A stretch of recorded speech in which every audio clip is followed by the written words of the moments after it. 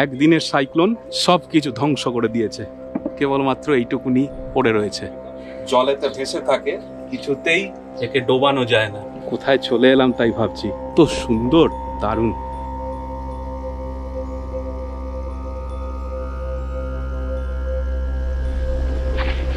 আমাদের দেশের রহস্যময় স্থানগুলি বরাবরই আমাদের আকর্ষণ করে।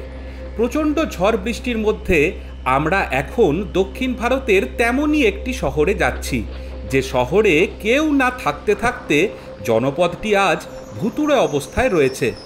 দক্ষিণ পূর্ব ভারতের তামিলনাড়ু রাজ্যের পাম্বান দ্বীপের একেবারে দক্ষিণ সীমান্তের শেষ শহর ধনুষকোটি। এই ধনুষকোটি একটি রহস্যময় স্থান। রামেশ্বরম থেকে এর দূরত্ব 19 কিলোমিটার, পাম্বনের দক্ষিণ পূর্বে, এবং শ্রীলঙ্কার তালাইমান্নার থেকে প্রায় 24 কিলোমিটার পশ্চিমে অবস্থিত এই রহস্যময় শহর। একটা শহরে যা যা থাকে তার সবই ছিল ধনুষকোটিতে, অথচ আরও উন্নত হওয়ার পরিবর্তে জাঁকজমকপূর্ণ সেই শহর আজ ভুতুড়ে। 1964 সালে এখানে একটি ভয়াবহ ঘূর্ণিঝড় হয়েছিল। সেই ঘূর্ণিঝড়ের সময় ধ্বংস হয়ে গিয়েছিল এক সময়ের সমৃদ্ধশালী এই ধনুষকোটি শহর। আমরা এসে পৌঁছালাম ধনুষকোটি।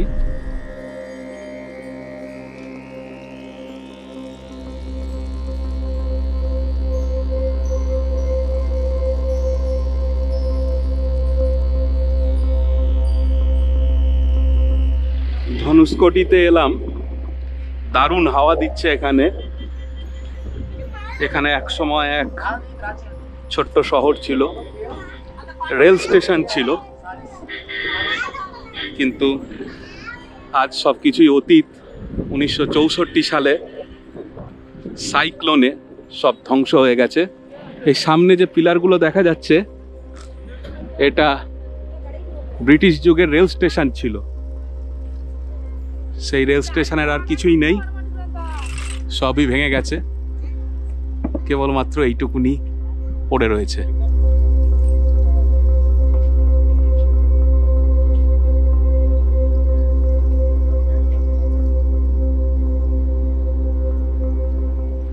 এখানে রেল ট্র্যাক ছিল,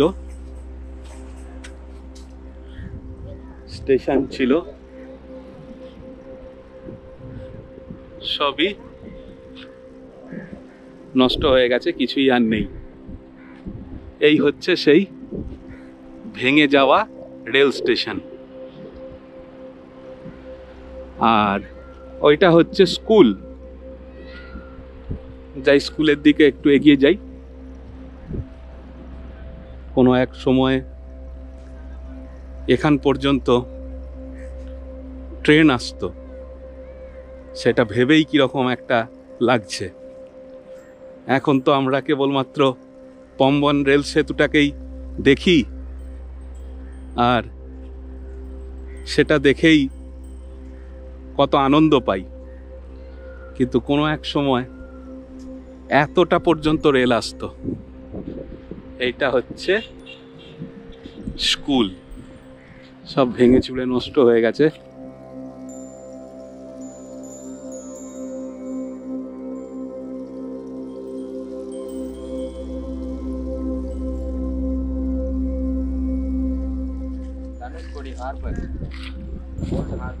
হারবার, ওকে।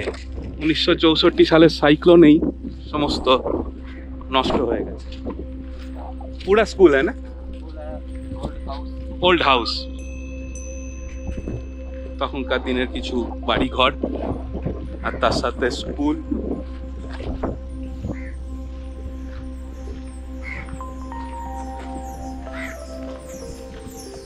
This is new, the mandir, new mandir.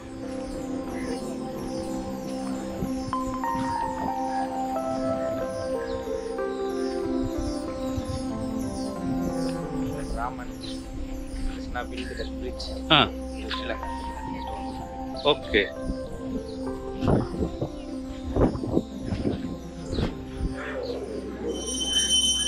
এরকম রেল চলতো, এরকম ছিল, সব 1964 সালের সাইক্লোনেতে ধ্বংস হয়ে গেছে।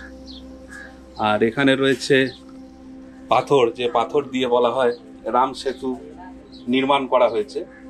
এই পাথর জলেতে ভেসে থাকে, কিছুতেই একে ডোবানো যায় না। এই আমি ডুবিয়ে দিয়ে ছেড়ে দিলাম, আবার পাথর উঠে চলে এলো। এই পাথর দিয়েই রাম সেতু নির্মিত।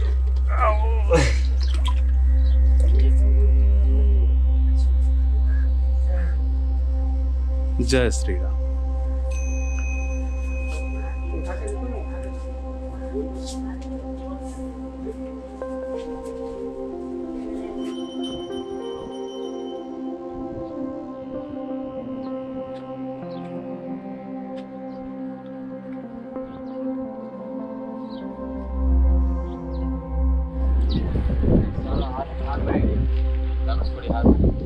Okay, harbor area.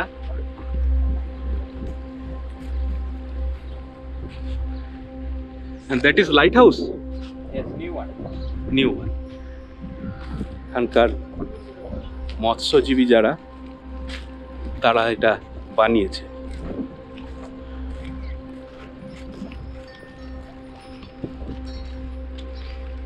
প্রচুর পাখি উড়ে বেড়াচ্ছে। এখানটা পুরোটাই ধনুষ্কটি যে শহর ছিল তখনকার দিনে, ছোট্ট জনপদ ছিল, সেটা আজ আর কিছুই নেই, সবটাই জলের তলায় চলে গেছে।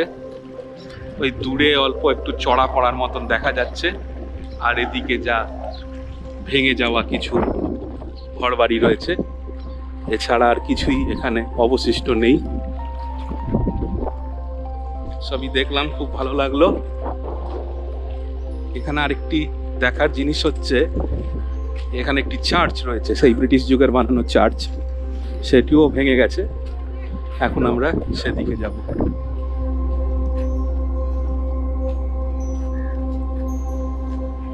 Dhanuskoti history before 1964.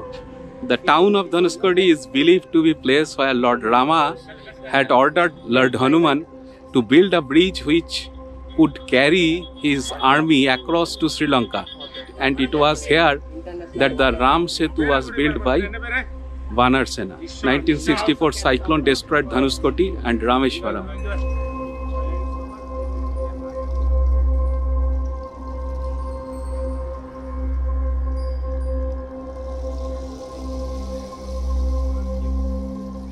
যে হারবারটা একটু আগে আমি দেখালাম, যার আর কিছুই অবশিষ্ট নেই, সেইখানে একটি মেল ট্রেন এসছে, তার ছবি। আর এইটা রাম সেতুর ছবি। আমরা এখন যেখানে যাব, এটা ধনুষ্কটি, আমরা যাব এই পয়েন্টটাতে, যেখানে টু ওশান মিটিং পয়েন্ট। তারপরে এটা হচ্ছে রাম সেতু, আর এদিকটা হচ্ছে শ্রীলঙ্কা, আর এটা হচ্ছে বে অফ বেঙ্গল, আর নিচে হচ্ছে ইন্ডিয়ান ওশান। এটাই এখানে ছবিতে দেখানো হয়েছে। আমরা এখন এই পয়েন্টটাতে যাব, গিয়ে এখান থেকে জায়গাটাকে দেখব, রাম সেতু। তাহলে এগিয়ে যাই। তবে যাওয়ার আগে এখানে একটা চার্চ ছিল, সেই চার্চটার এখন কি অবস্থা, মানে 64-এর সাইক্লোনের পরে কি অবস্থা, চলুন সেটা দেখে আসি। আমরা হেঁটে হেঁটে এগিয়ে যাচ্ছি। রাস্তার বাঁ দিকে হারবার আর রেল স্টেশন, স্কুল এসব ছিল, আর রাস্তার ডান দিকে ছিল চার্চ। তো আমরা এখন রাস্তা পেরিয়ে ডান দিকে চলে যাব, সেখানে গিয়ে চার্চ দেখব। এখানে এখন বেশ কিছু দোকান তৈরি হয়েছে, জলের বোতল, ডাব, এছাড়া ঝিনুক দিয়ে তৈরি বিভিন্ন রকম জিনিস, তার সাথে কোল্ড ড্রিঙ্কস, শরবত, লেবুর শরবত, এইসব বিক্রি হচ্ছে। চলুন এগিয়ে যাই চার্চের দিকে।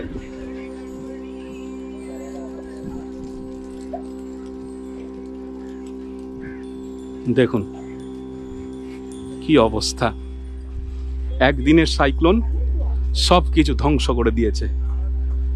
পুরো একটা জায়গা কি আকার ধারণ করেছে ভেবে দেখুন তাহলে প্রকৃতির কাছে আমরা কত অসহায়। প্রকৃতি রুষ্ট হলে আমাদের কিচ্ছু করার নেই, আমাদের সারেন্ডার করতেই হবে। সেই জন্য প্রকৃতিকে ভালোবাসা আমাদের কর্তব্য। এই হচ্ছে চার্চ। চার্চের ভিতরে ঢুকে দেখছি ছোট্ট চার্চ, পাথর দিয়ে তৈরি ছিল, দরজার ছিল ইট দিয়ে তৈরি। এগুলো ইট, এগুলো সব ইট, আর এগুলো পাথর।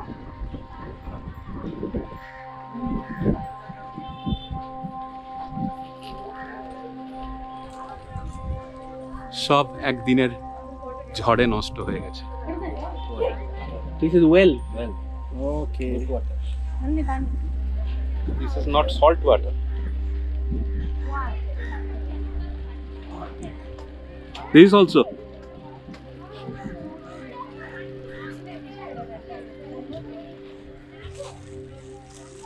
Coming from beneath the sand. Underwater. Okay.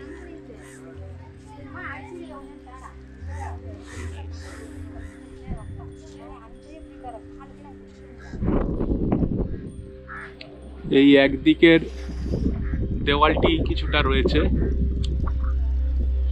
এর ওই দিকের দেওয়ালে আর কিছুই নেই। এদিকের দেওয়ালটা আর এদিকের দেওয়ালটা রয়েছে, এধারের দেওয়ালটা সম্পূর্ণভাবে ধসে গেছে, আর এখানটা কিছুটা রয়েছে।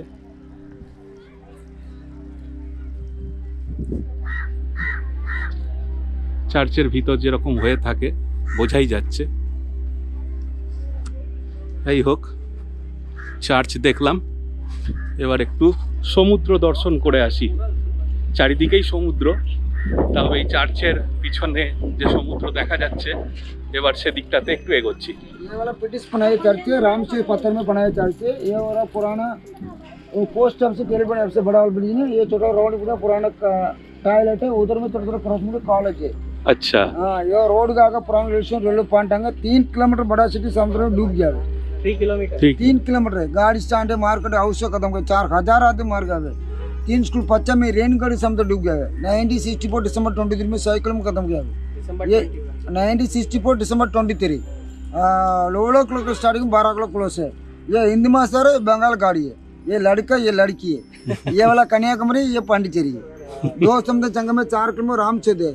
रामचेत तत्ता नहीं, ये पुराना रामचेत है। 5 मीटर पानी, 2 मीटर मटी के नीचे। रामचेत में 14 किलोमीटर श्रीलंका। रामचेत में मोबाइल ने वेलकम श्रीलंका मजे से। इधर में 530 में टूर्स वाला अलाउट नहीं है, ये स्मगलिंग एरिया है। ये इधर में गंजा किराया लेना, लंगा में सोना है, इधर में अलाउट नहीं है। लोकल मछली वाला अलाउट है, ओके। टूर्स वाला अलाउट नहीं है। रामसे आदमी वाला अलाउट नहीं है। चलो,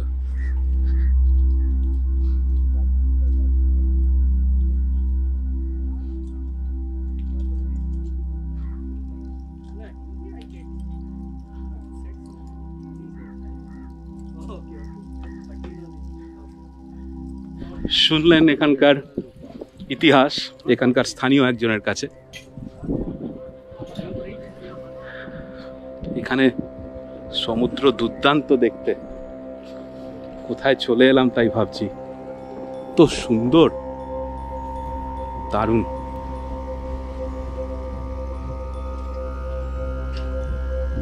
দুর্দান্ত, একবার দেখুন রূপটা, একবার দেখুন। খুবই পরিষ্কার পরিচ্ছন্ন বীচ, সেরকম নোংরা চোখে পড়ছে না। তার একটাই কারণ, টুরিস্ট কম। টুরিস্ট এলেই নোংরা বাড়ত।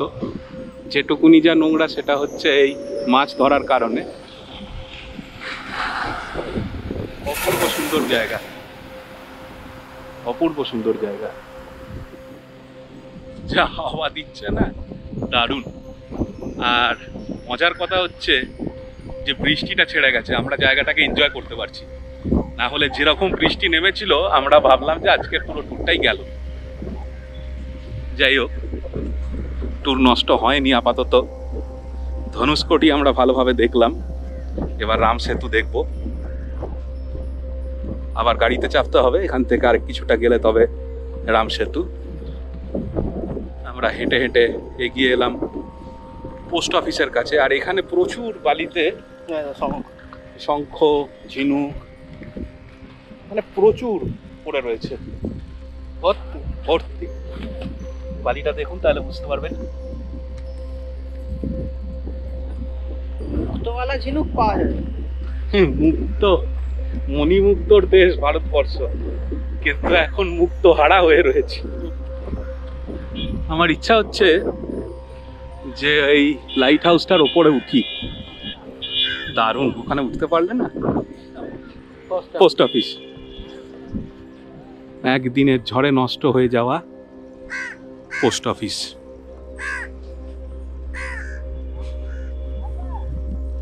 এই যা সামান্য কিছু রয়েছে, আর রয়ে গেছে ইতিহাস।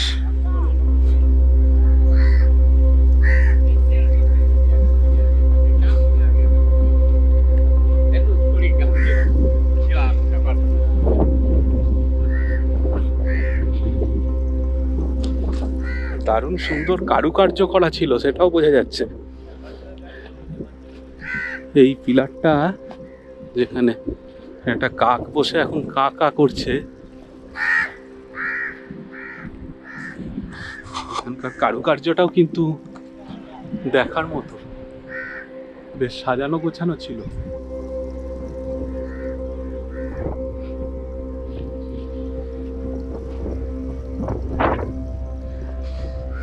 বালি দিয়ে হাঁটছি, একটু ভিজে একটু শুকনো, এরকম বালিতে হাঁটা একটু কঠিন ব্যাপার, তাড়াতাড়ি হাঁটা যায় না, সময় লাগে। যাই, এবার গাড়িতে উঠে বসি। এই রাস্তাটা কিন্তু দারুণ সুন্দর, একদম সোজা রাস্তা, মানে অপূর্ব রাস্তা, আর বেশ জোরে গাড়ি চলছে, বেশ জোরে গাড়ি চলছে। সোজা রাস্তা, একদম দারুণ, অপূর্ব। আমাদের গাড়িটা একটু এগিয়ে গিয়ে দাঁড় করানো হয়েছে। এখানে বেশ কয়েকটা খাবারের দোকান দেখতে পাচ্ছি। আমরা তো হোটেল থেকেই ব্রেকফাস্ট করে বেরিয়েছি এবং বেশ ভালো রকম পেট ভর্তি করে খেয়েছি। আপাতত কিছু খেতে হবে না। হাঁটতে হাঁটতে এসে পৌঁছালাম ধনুষ্কোটি লাইট হাউসের কাছে। কাছ থেকে দেখলাম, ভেতরে তো যেতে দেয় না। হ্যাঁ, এবার গাড়িতে চেপে বসছি। ধনুষ্কোটি হয়ে গেল, এবার আমরা রাম সেতুর দিকে এগিয়ে যাচ্ছি।